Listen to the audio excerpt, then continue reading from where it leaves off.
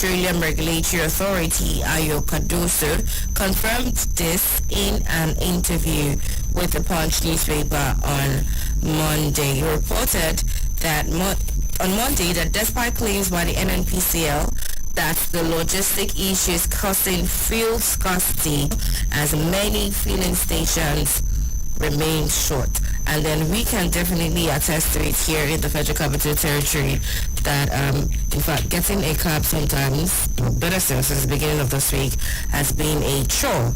Even major transportation has obviously been a chore. But then again, here's a story that says petrol hits 800 as 240 million liter vessel. There's another story here that says federal government plans clamp down on Lagos illegal sand miners, installs CCTV.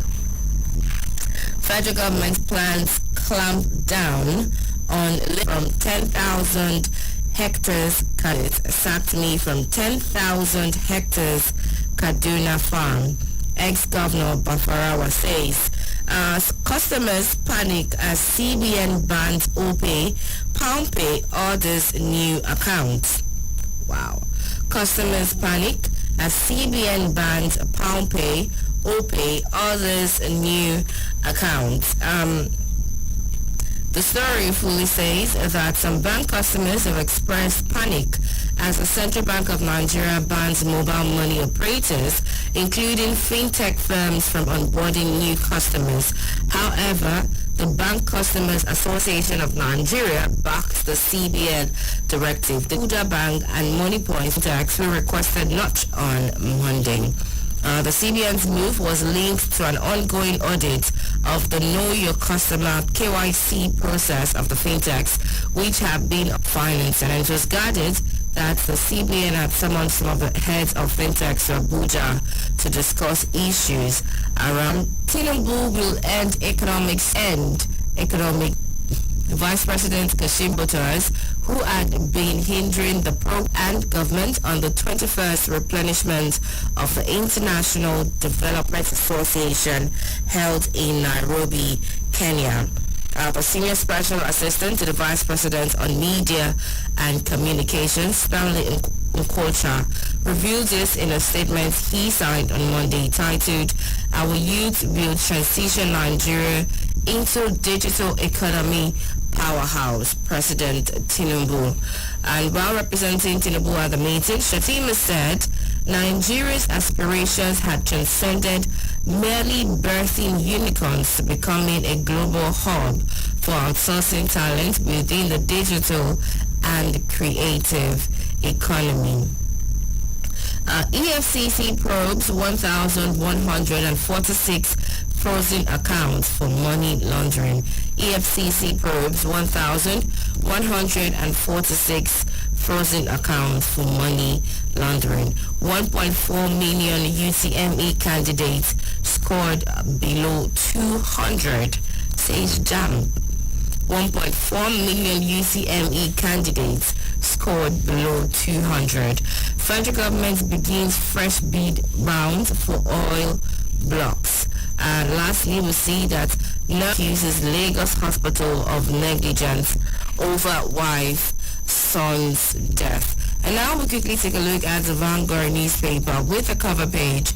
$10 billion is required yearly for 10 years to fix power sector. A sum of $10 billion was required yearly, just as it also disclosed that the country would carve out 2.9 trillion naira to achieve full subsidy of the sector.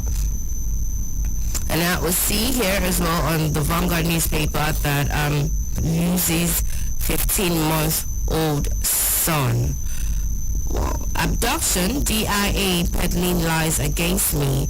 First News editor Olatunji cries out. DIA peddling lies against me. First News headlock. Lagos won 4 stations against causing traffic gridlock. Why I increase minimum wage to 70,000 naira, says Obaseki. Why I increase minimum wage to 70,000 naira, Obaseki.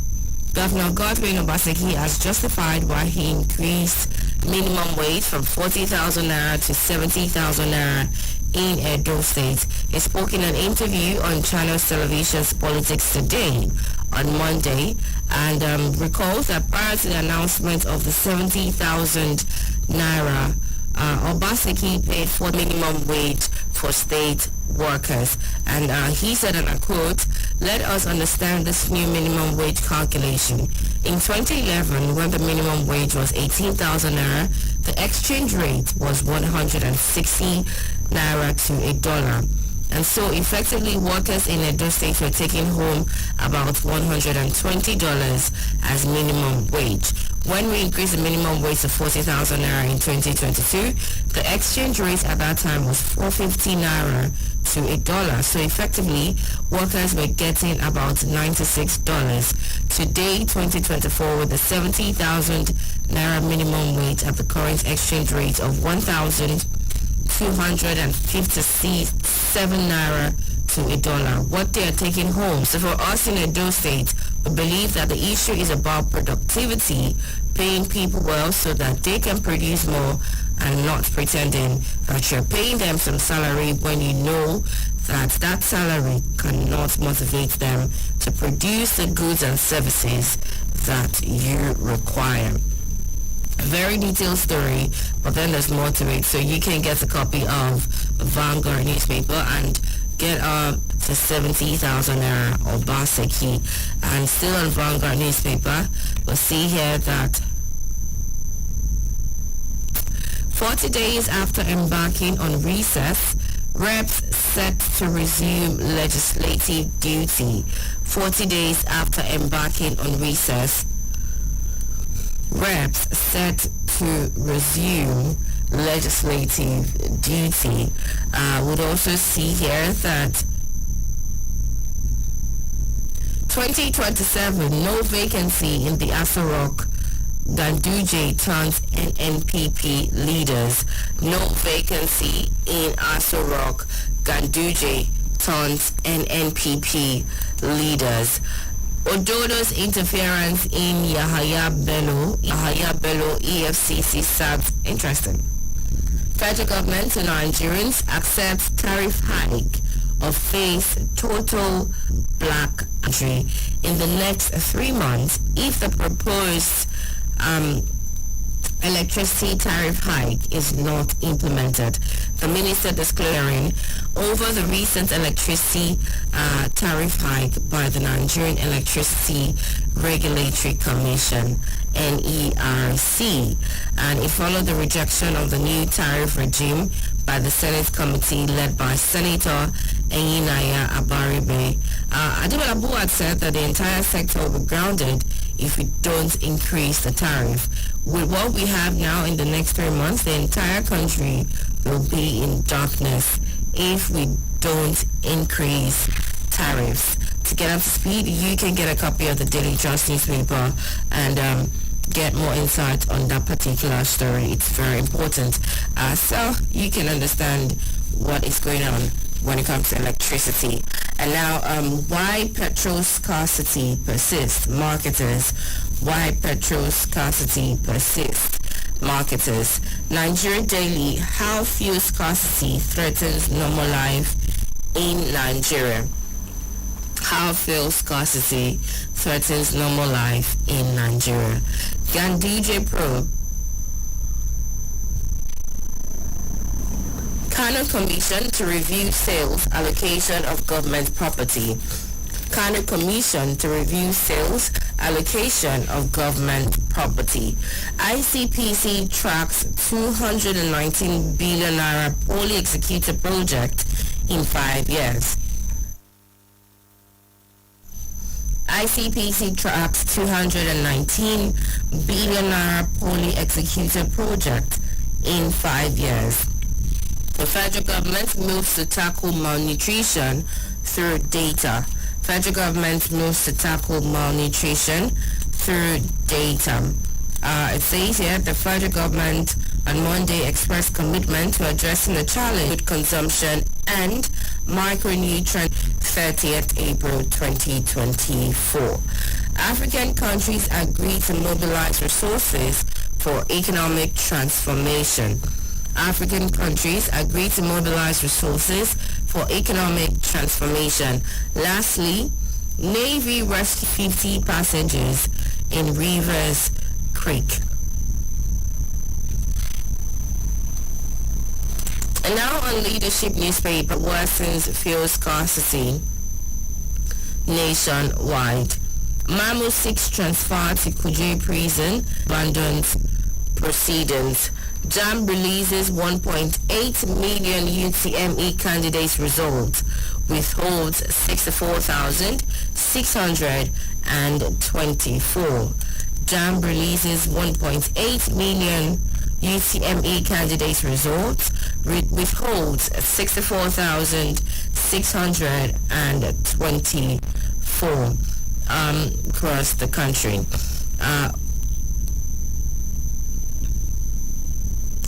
It was said here that under investigation on verification, 2,896, procedural investigation of candidates, 4,594, center-based investigation, 57,056 in 18 centers, Edo 12, Akwa Ibom 3, Delta 2, and Kwara 1. Alleged examination misconduct, 78. And given the analysis of the results, it said that over 8,401 candidates representing 4.2% scored 250 and above.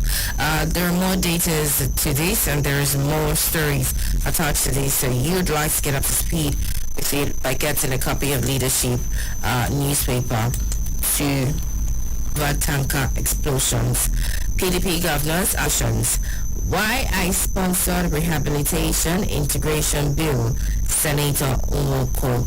Showumi cautions Tinubu on El Rufai, Yahaya Bello. Showumi cautions Tinubu on El Rufai, Yahaya Bello. Excited Ganduje addresses supporters, says Tinubu will remain president beyond 2027.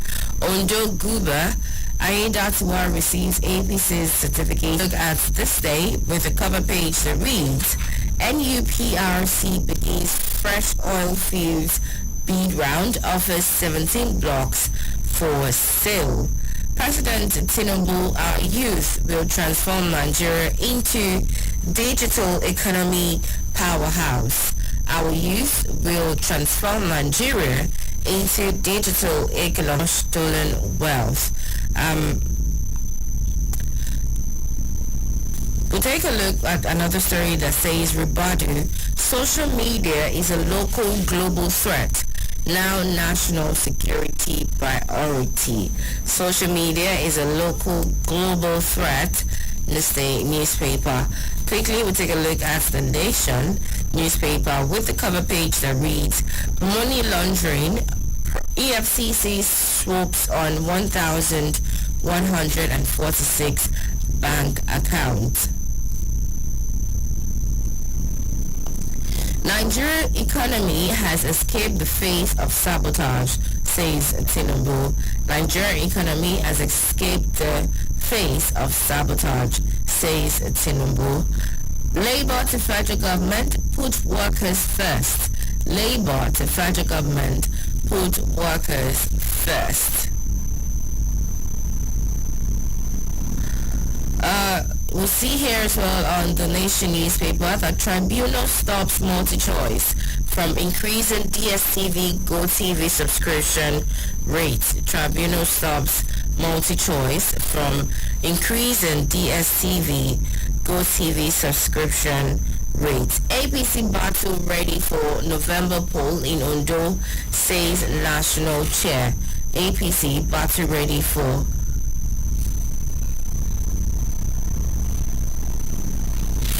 November poll in Ondo, says national chair.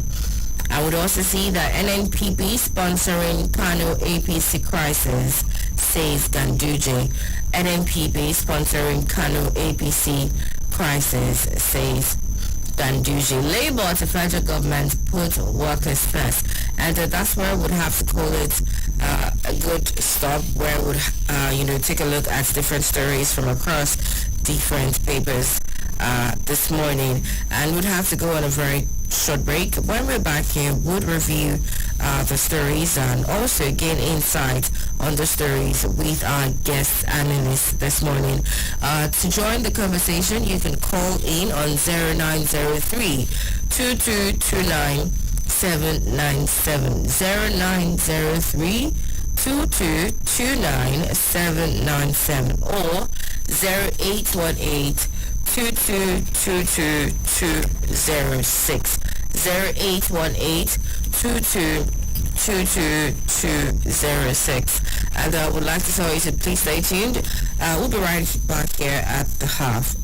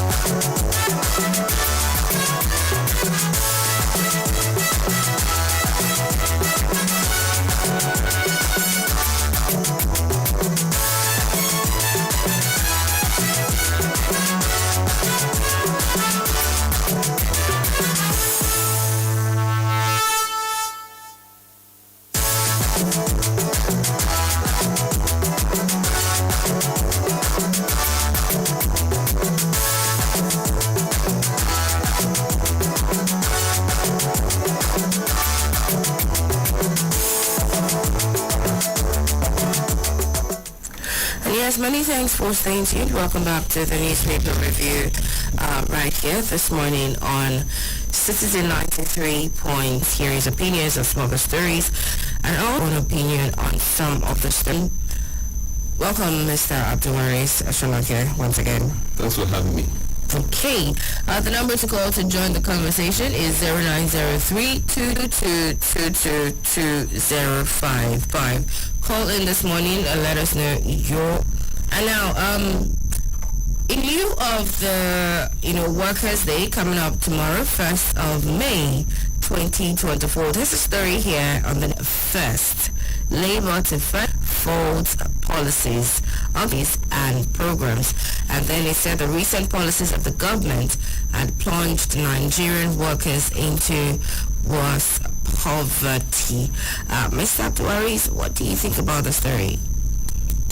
Well, let us first thank the labor movement for sensitizing the federal government to what it should do. Well, when the labor is saying put workers first, it is not really about workers, but the entirety of Nigerian citizens. You understand? It's actually every Nigerian, because they sit the percentage of the citizen, but then it's about what policies is the government initiating or implementing. So whatever policy that the government is implementing is not just for the workers, it's for the entire country, it's for the entire citizens. The policies that the government must be initiating, must be implementing, must trickle down beyond the worker, beyond whether white collar, whether blue collar, or whatever color the worker is. So what we are saying is, whatever policy the government is initiating, how does it trickle down to the average citizen of this country? Whether in the farms, whether in the urban areas, whether they are working in factories, whether they are working for government, whether they are traders, all citizens deserve to be treated well in terms of access to basic amenities, in terms of the soundness of the economy, that whatever income that an average Nigerian earns is something that is sustainable for him, that whatever in terms of infrastructure that the government will put in place, that it is beyond the workers. It is every citizen that we should be concerned about. It is every citizen. What is the quality of road infrastructure? What is the quality of health infrastructure? What is the quality of the general works that give comfort?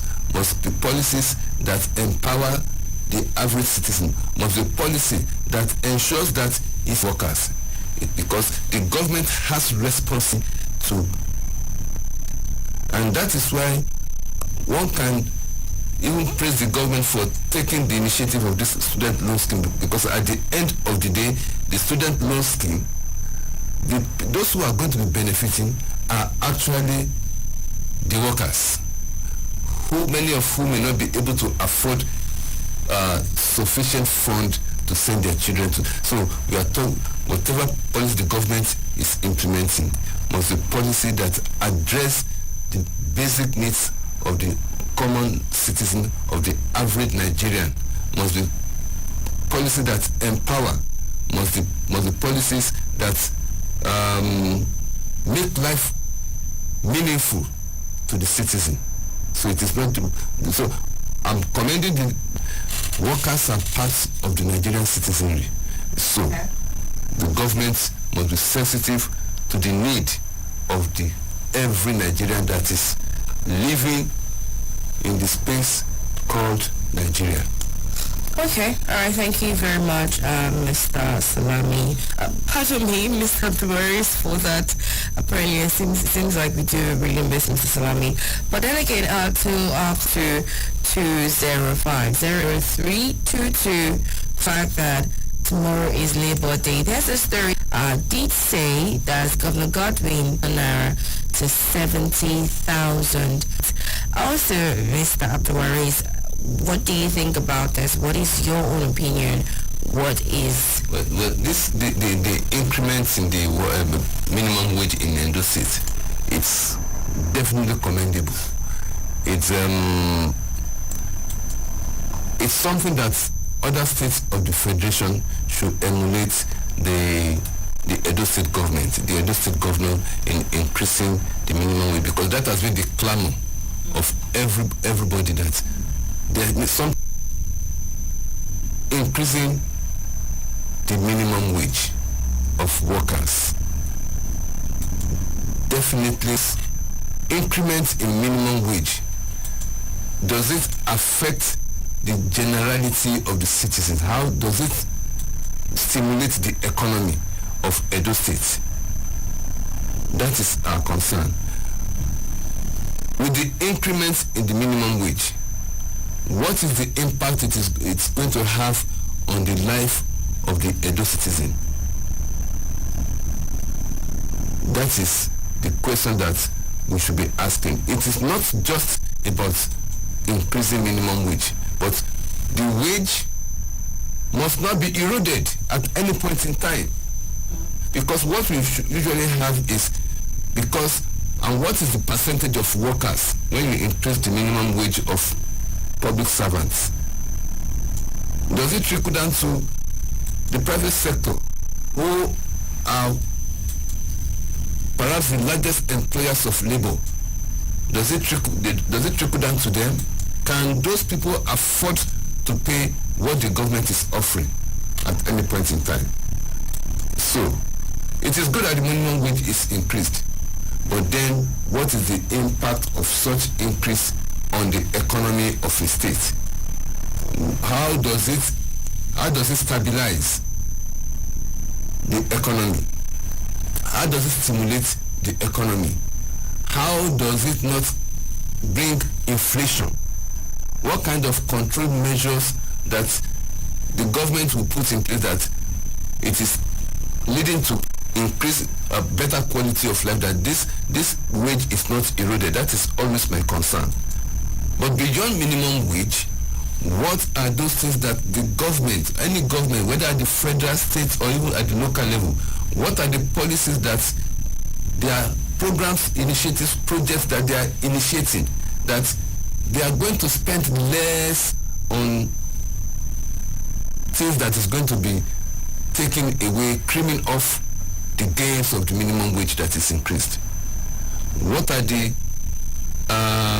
initiatives, economic palliatives or whatever that are in place, so that at the end of the day, because the essence of minimum wage or increasing the minimum wage is for them to be able to afford more things. But at the end of the day, you find out that immediately those in the market know that wages have been increased, they also jack up their prices of their commodities on the market or on the shelves. So that is always my concern.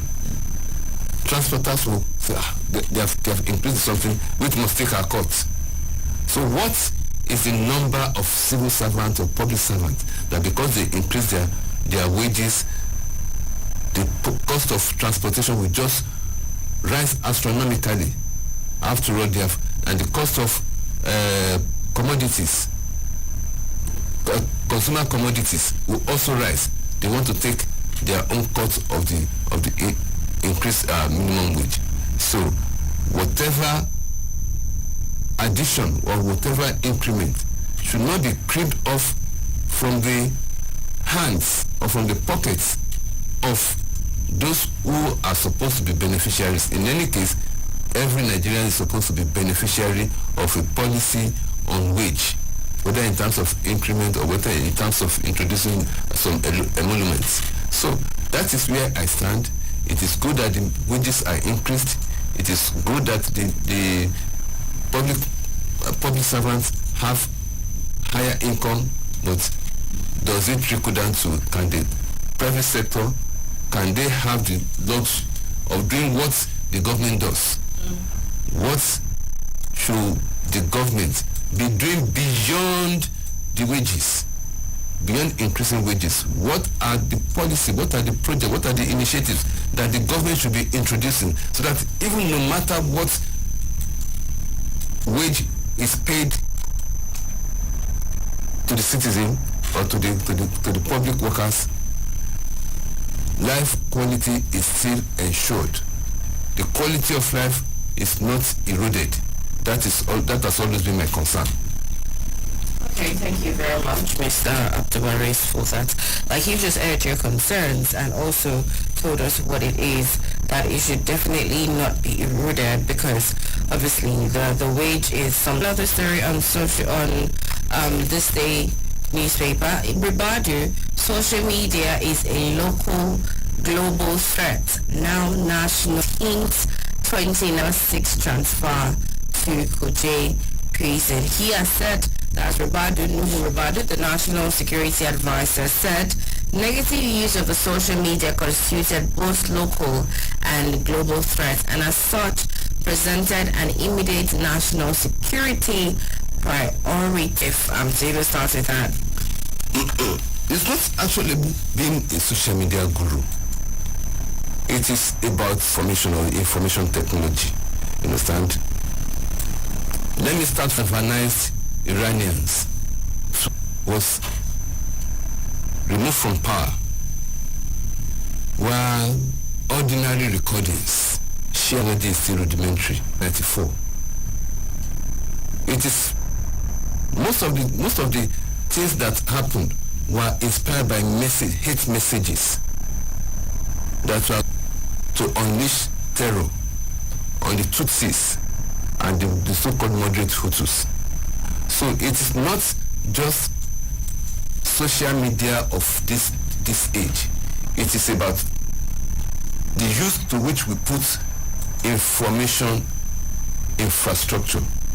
Social media today has only come to democratize the way we share information. Social media has only simplified, expanded the reach. This program is going on with telephone infrastructure, and so social media is just one. So the issue is, to what use do we put information channels, sharing of information that is free? What we are calling is the responsible use of channels of information. When information is used, or the channels of information are used irresponsibly, without taking cognizance of the larger problem, it is we individuals that have these things in our hands. How do we use these facilities? It is not those facilities that is the issue. It is the orientation of the person in more place. So, what is the kind of orientation that should be going on in the country? It is about national ourselves. It is about inspiring ourselves to be responsible citizens, which is a country or the survival of humanity. How do we, what messages do we share? What messages do we communicate? If you are development focused, if everybody, in fact, what we are going to be spreading will not be hate, will not be fake. It is going to be what is going to be authentic, or what is going to enhance humanity, not what will destroy humanity. So the mindset, the culture that we should be actually be promoting in any country, not just in Nigeria, all over the world, is a culture that ensures the survival of the human race. It's a culture that enhances development. It promotes development. Rather, we should be thinking of how do we positively use social media. There are so many activities of the government that should penetrate on the social media to promote media, but themselves to us, to newer things, for innovation. Because for us to enjoy the benefit of technology, we must use technology with ethics. It must have ethical focus. It must also have spiritual focus. Because the real police of an individual is his soul. That is what will tell him, this thing you are doing is right, this thing you are doing is morally wrong. It is because of the loss of conscience.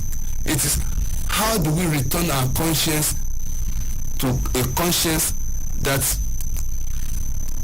tells you that this thing you are doing, it can cause crisis in the society. So if it falls into the wrong hands, it can cause devastation. It can cause destruction. Very true. So it is because people's mind are not developed.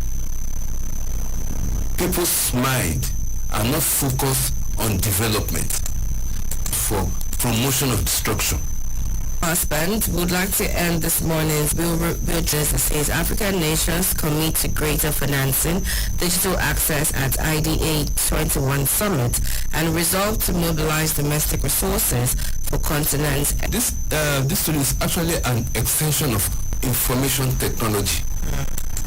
asset any country can have, because the ordinary youth is not burdened by some psychological or emotional something. If the youth, the benefits that is going to enhance the economy, and so definitely a country like Nigeria that has the greatest percentage of its population are youth. So how do we empower them with this digital asset, with this digital knowledge, so that they can use it to stimulate our economy? That's the basic thing. You understand? So it's a plus for us if the youth have the digital facilities to stimulate our economy. All right, thank you very much, Mr. Abdulwaris, for shedding light on that. With all that we've heard this morning, it's important to note that the opinions of our guests is not influenced by Citizen 93.82 guest analyst, Mr. Abdulwaris Sholanke. Thank you very much for your constant insights that you bring to this table at every chance that you get. And to our listeners, thank you, sir. And to our listeners this morning, thank you for listening and staying tuned. Do stay for some messages. In case you call and you're unable to take calls, but we would always encourage that you call us. We'd like to hear your voice.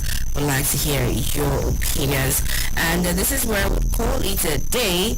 And I'd like to say that you have a wonderful day. My name is Sean Smith. That is Workers' Day. So to every worker out there, enjoy the last day of the month of April, because let's say that tomorrow comes joy and happiness with it. Anyways, have a wonderful morning, and also stay tuned to the talk station for Big Talk that comes up at 8 a.m.